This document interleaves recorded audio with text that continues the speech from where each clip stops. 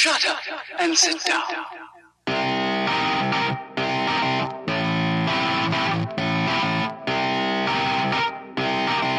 Today I'm going to be switching from mild steel wire to aluminum wire, and I'm going to be trying to MIG weld aluminum with my Hobart. So I have to switch from my 100% CO2 to 100% argon. Get you off the stand here. So there's my 100% tank of CO2. The Hobart. I have my argon stuff over there, my other regulator and everything. When you're doing this, you have to switch from a steel liner to a Teflon liner, like this one. Get that part number on there for you. There you go. That's for the 15-foot Miller and Hobart guns. And I'll tell you why you need to switch. Here's the argon regulator, or C25 regulator. I have a stainless brush, some thread tape for the threads. But we're going to start first by removing the wire out of the Hobart.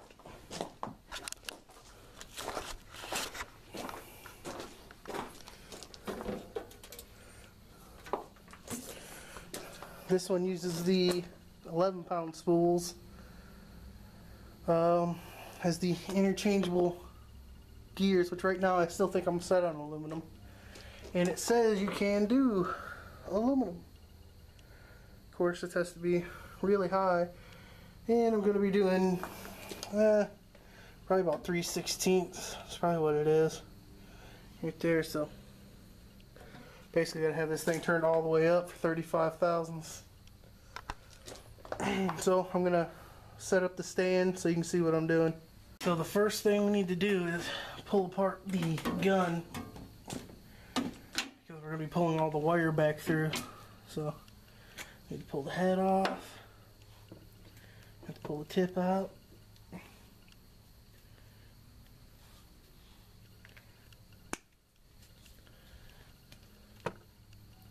Again, I run 30 thousandths wire in this.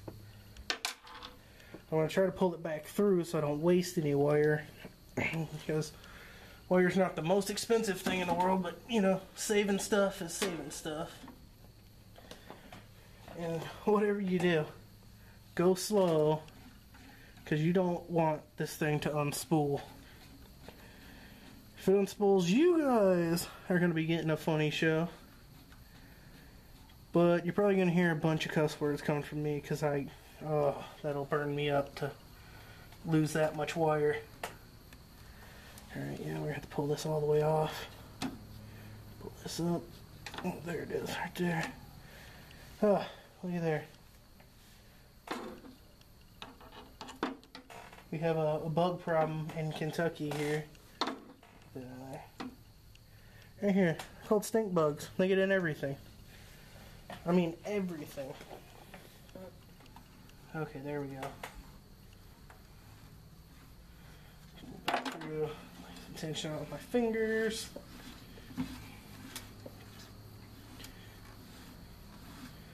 You never know when that thing's going to pop out, so go slow.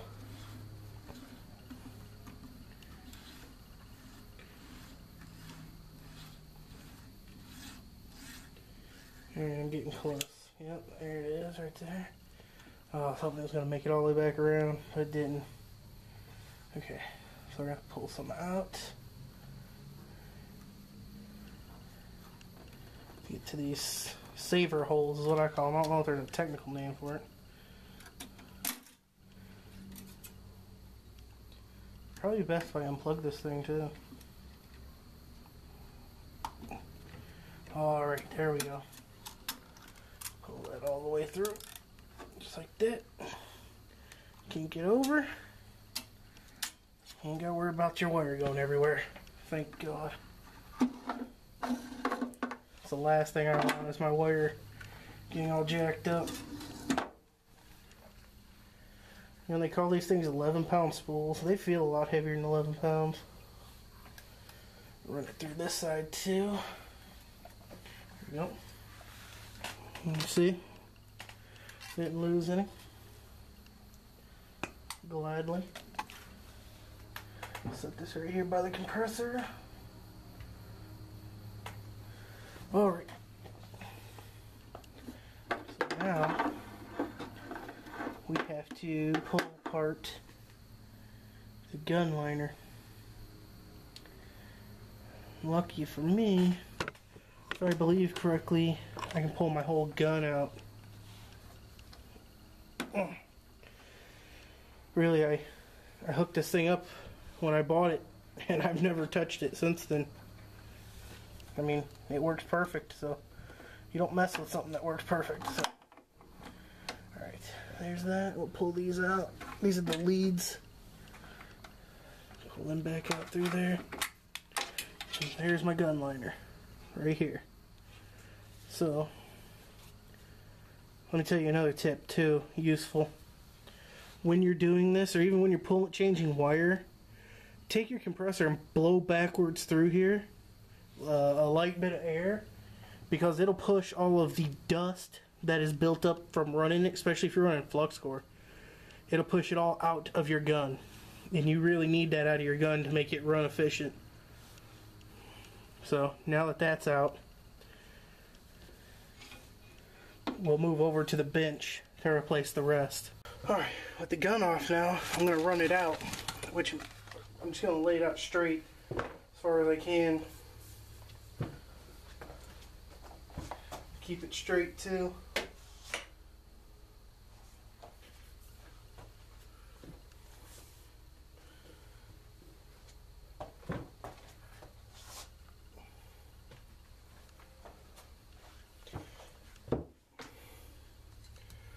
Alright. Now you got to pull this bolt, because there's another one on here. And that's all it does. It bolts and you pull it in and pull it out. But be easy when you're pulling that out, because you still have to use that later on. Sorry if I sound a little funny, I'm sick right now. Let me get something to cut this off.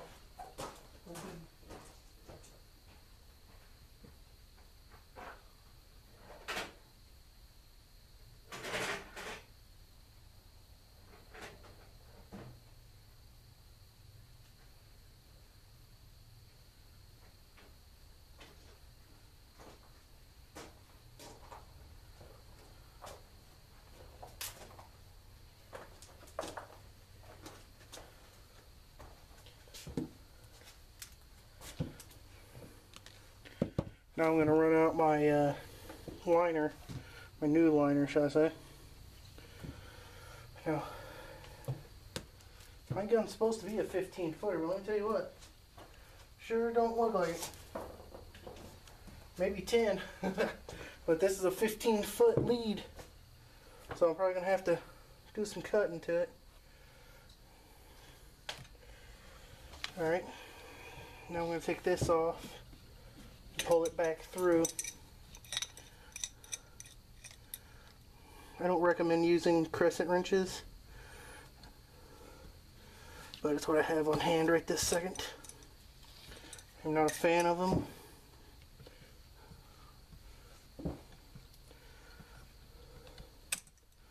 Alright.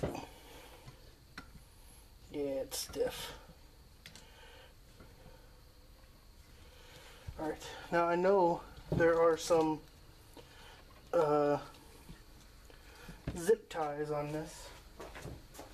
This liner should pull out now, in theory.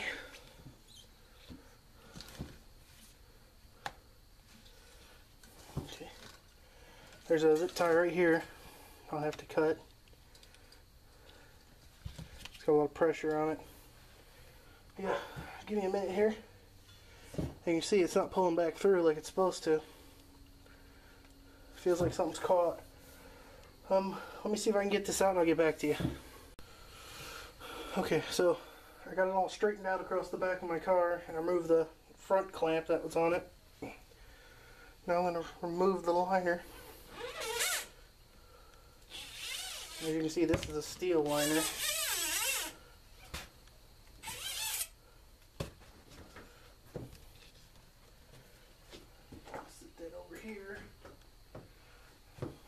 my steel liner out, I can replace it with my Teflon liner. I'm gonna make sure to roll this up good and tight and nice, because I will be using it again.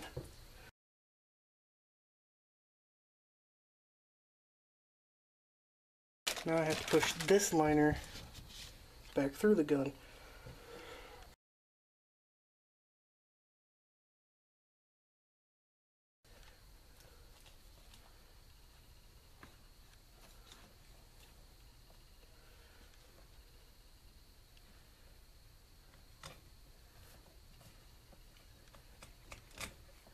There it is.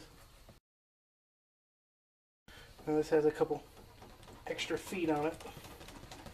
Alright, that's hitting at the other end. So pull this all the way up. See, go down here and look and see what I got. See here, put something out with some light. There we go. Alright, let me check this other end.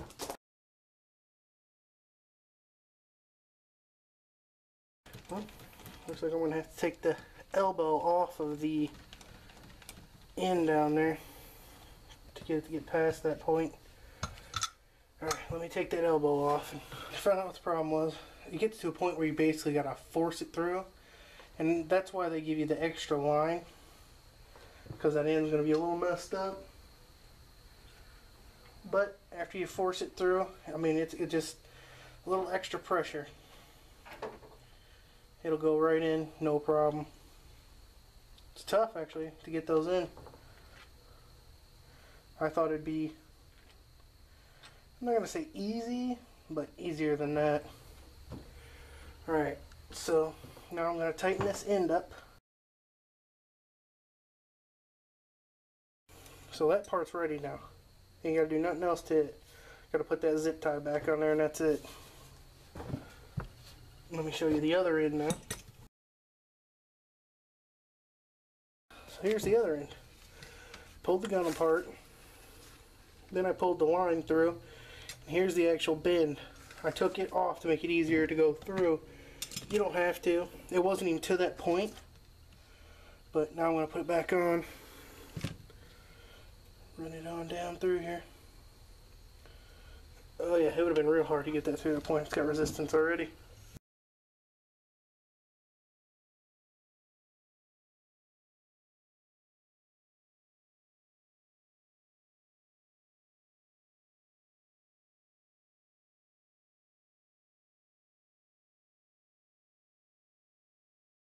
It's in.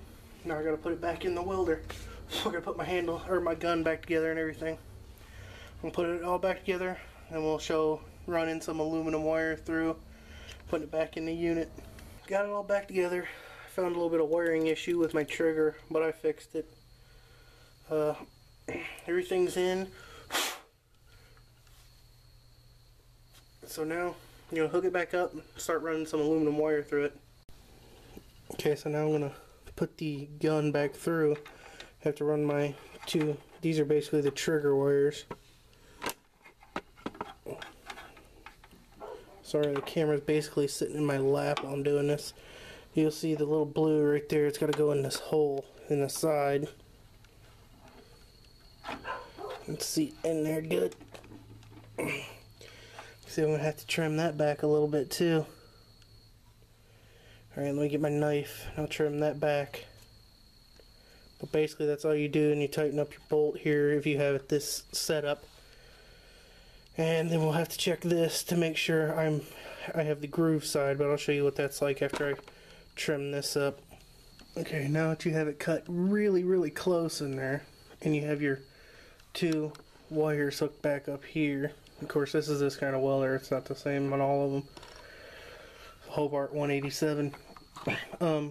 You're going to want to loosen this all the way up for now.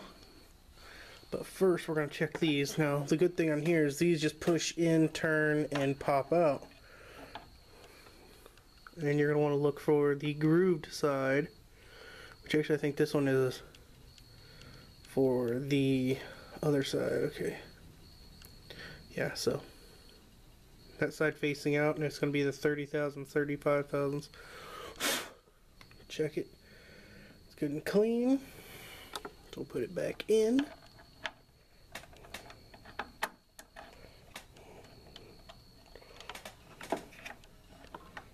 Yeah, it is kind of a tight fit, but alright. Now this part, for the spool, we're going to have to remove this to fit the smaller spool. So, get the socket, move that. So here's my spool of aluminum. It's pretty old. It actually came with the unit and I've never used it. So I've already unbolted it off the big adapter that comes with the unit off there. And I'm going to be bottom feeding, which means when my spool turns, it's going to be pulling from the bottom into the hole, which is how you want it. So I have to undo this and find out which way it's coming, which is from the bottom. Sorry about the camera, I'm sort of holding it at the same time while I'm doing this. Alright, so now I have it ready to feed. I'm going to have to cut it off. Okay, all this stuff you want set on the lightest tension possible. Lightest tension, everything. Light. Very, very light. Then you will tighten it as you go. See, that's all the way loose. Like there's barely any pressure on there at all. There's another one of them bugs. Jeez, they're everywhere. Alright, so now I've got the aluminum wire fed. I've got this on the setting it needs to be on. This is the lightest. This is the lightest. So now I need to stretch my gun out and run it and see if it'll come out the other end without bird's nesting.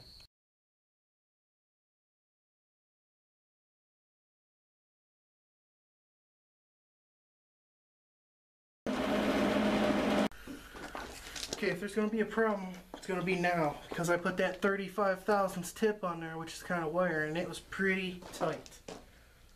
So, I'm going to put the gas diffuser on. Now stretch it out again.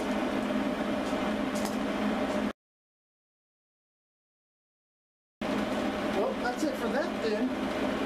Now, the fun part. Let's put the argon tank on and go at it and see if I can weld this F-body oil pan back together. Well, not together, it's got some cracks in it. So that's what this whole purpose was for, is just to weld it back together.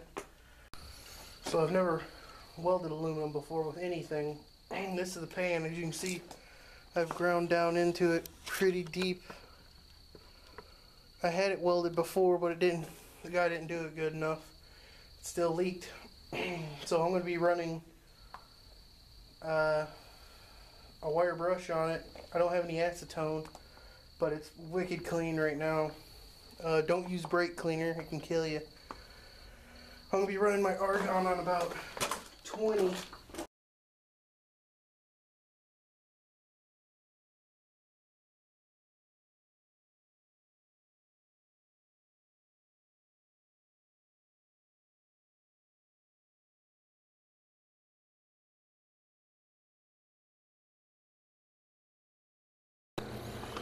Okay, since I know it's got a ground now, I've got my gun as straight as I can get it.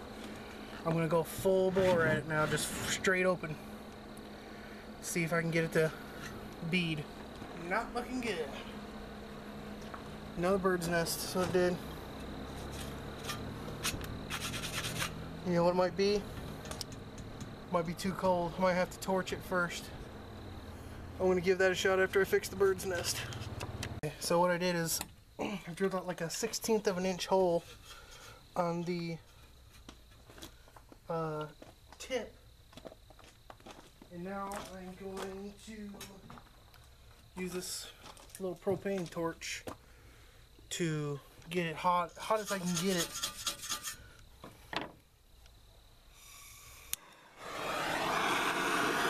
It's not cold, but it's not exactly hot out. And I know to weld aluminum, you have to have aluminum pretty warm. So,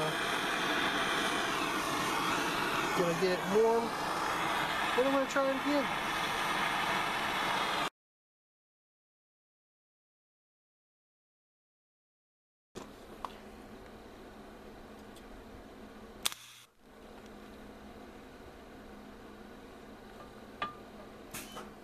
Well, shouldn't have let go of the button.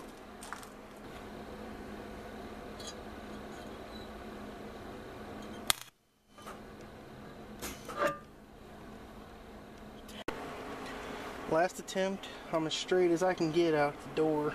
I don't know why it ain't running right. It should be working.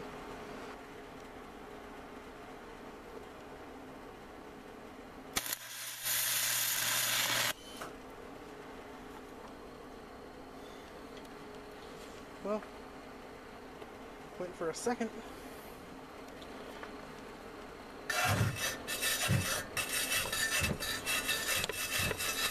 It still don't look like it's gonna work though.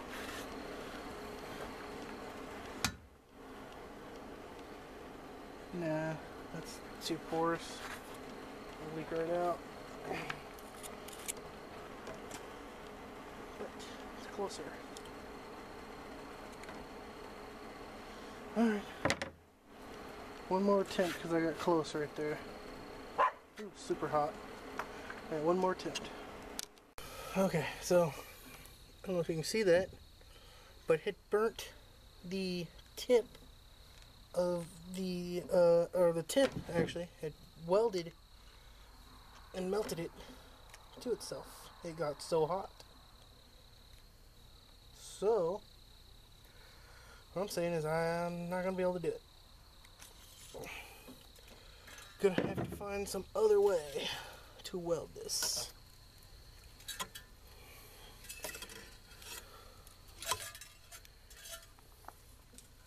That wire will not work, and I cannot get it to there. So,